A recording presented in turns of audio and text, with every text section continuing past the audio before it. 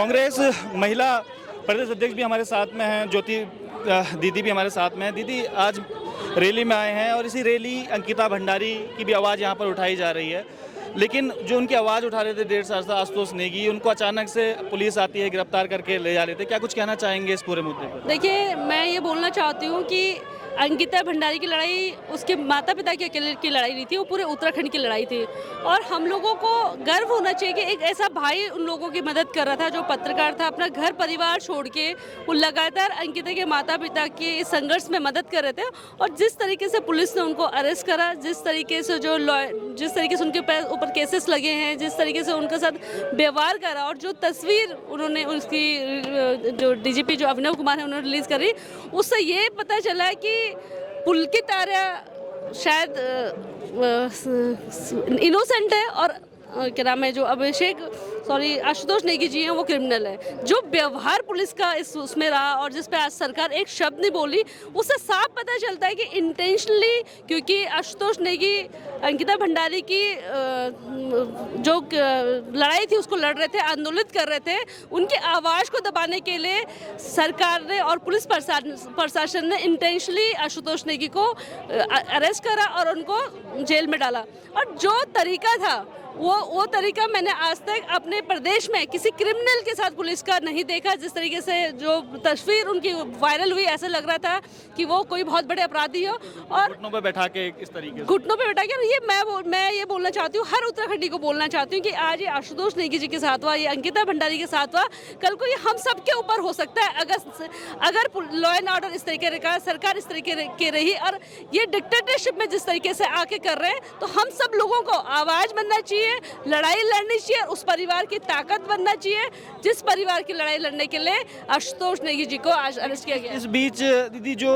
तमाम बयान डीजीपी के आते हैं कि तथाकथित पत्रकार है, कुछ लोग उसको तोड़ मरोड़ कर अपनी राजनीतिक फायदा पहुंचाने के लिए ये सब चीजें कर रहे हैं, उस पर क्या कहना चाहेंगे कि डीजीपी का इस प्रकार से बयान आना? मैं तो अभिनव कुमार जी से पूछना चाहती हूँ कि उन्होंने उत्तराखंड के कितने केसेस में ऐसे भाजपा के प्रवक्ता बनके जिस तरीके से उन्होंने बयान दिया, क्या इससे पहले उन्होंने किसी भी केस में इस तरीके से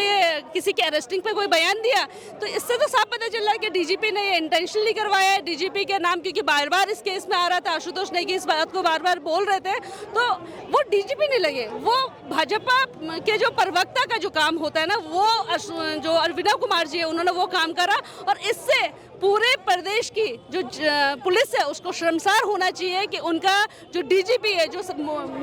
जिस पद पे वो बैठा हुआ है, उसकी गरिमा को उन्होंने नहीं रखा। ऐसा नहीं है क्योंकि इसमें आरएसएस के एक भाजपा के बड़े नेता का नाम आया और साथ में जो विधायक हैं रेणु बिष्ट, क्योंकि जेसीबी चालक था, उनका बयान था कि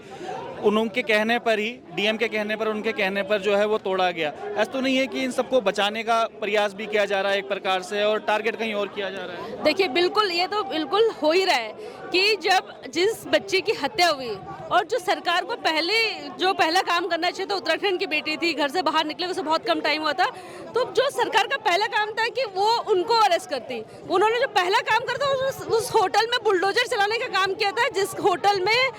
वो उस बच्ची की हत्या हुई थी, उसके साथ यौन शोषण भी हुआ होगा, क्योंकि यौन शोषण भी जिस तरीके से इन्होंने सब चीज़ें मैनेज कर दी, वो उन्होंने जो मेडिकल रिपोर्ट वो भी मैनेज करी होगी, हमें पूरा विश्वास है इस बात का भी। उनका जो वीआईपी है जिसका नाम अंकिता के माता पिता ले रहे हो, और जिस तरीके से क्षेत्रीय विधायक रेणु बिष्ट ने जो जेसीबी ड्राइवर का बयान है कि 2 बार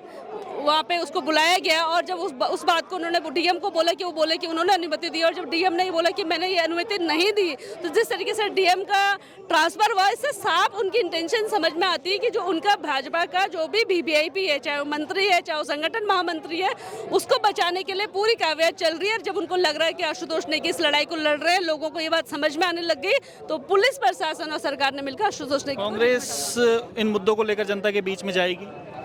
हम लगातार इन मुद्दों को उठा रहे हैं। कल भी मैंने एसएसपी ऑफिस पौड़ी का हम लोगों ने यूथ कांग्रेस के साथियों और महिला कांग्रेस के साथियों के साथ घेराव करा, और हम लोग 1-2 दिन बाद विधानसभा वाइज अंकिता भंडारी न्याय यात्रा निकालेंगे, आशुतोष नेगी की रिहाई की मांग करेंगे और जो जिस सरकार के जो डीजीपी ने जिस तरीके से इसमें अपना पक्ष रखा है, हम जरूर चाहेंगे कि उनके ऊपर कार्रवाई हो। लेकिन ऐसे कई लोग कांग्रेस के जो कल के दिन अंकिता के साथ खड़े थे, मनीष खंडूरी की बात कर रहा हूँ, तमाम अन्य लोग भी जो अंकिता की बात कर रहे थे, लेकिन आज भाजपा में चले गए, क्या इसका भी नुकसान उठाएगी कांग्रेस कहीं ना कहीं? नहीं, मैं तो मनीष खंडूरी जी को बोलना चाहती हूँ, जब तक वो कांग्रेस में थे तो कांग्रेस की, क्योंकि वो कांग्रेस में उन्होंने अंकिता भंडारी के लिए पदयात्रा निकाली थी, तब भाजपा सुन नहीं रही थी। अब तो भाजपा के सदस्य हो गए, भाजपा परिवार में चले गए। मैं बोलूंगी मनीष खंडूरी जी को कि आए अब हमारे साथ और आवाज उठाए अंकिता भंडारी की न्याय की। अगर आप सच में उस बेटी के लिए न्याय चाहते हैं तो आज आप जिस पार्टी में गए हो उसके खिलाफ खड़े होकर उस बेटी के लिए न्याय मांगे। आपको लगता है कि न्याय मांगेंगे? नहीं, अब यही तो देखना है कि वो न्याय मांगेंगे या नहीं मांगेंगे। जब वो लगातार बोलते रहे, जो मैं उनका एक वीडियो भी देख रही थी, भैया ये बोल रहे थे कि अंकिता की जो आवाज़ है सरकार तो के कानों में नहीं जा रही है, तो अब तो वो सरकार के साथ चले गए। तो मुझे लगता है कि अब उनकी आवाज़ पहुंचनी चाहिए। हम सब लोग, पूरी उत्तराखंड की जनता जानना चाहती है कि बीसी खंडूरी जी के जो बेटे हैं मनीष खंडूरी जी, वो अब किस तरीके से उत्तराखंड की बेटी की लड़ाई लड़ते हैं। कांग्रेस के कई जो वरिष्ठ लोग हैं दिल्ली की दौड़ लगा रहे हैं, आप भी दिल्ली से आए हैं, अभी कब तक टिकट फाइनल हो रहा है? देखिए, मुझे लगता है कि कल या परसों में हमारी जो स्क्रीनिंग की बैठक है और सीसी की बैठक है, आने वाले 4-5 दिन में मुझे लगता है कि हम लोगों के जो लोकसभा के टिकट के उम्मीदवार वो फाइनल हो जाएंगे। चलिए, ये हमारे साथ ज्योति रौतेला जी थी, जो तमाम अंकिता भंडारी हत्या केस से लेकर और आवाज़ उठाई थी। वही महिला थी जिन्होंने अपना सर भी मुंडन करवाया था अंकिता को लेकर, और आज फिर इसी रैली में आए हैं अंकिता को न्याय दिलाने के लिए, उस आशुतोष नेगी को न्याय दिलाने के लिए जो अंकिता की लड़ाई लड़ते लड़ते जेल चला गया।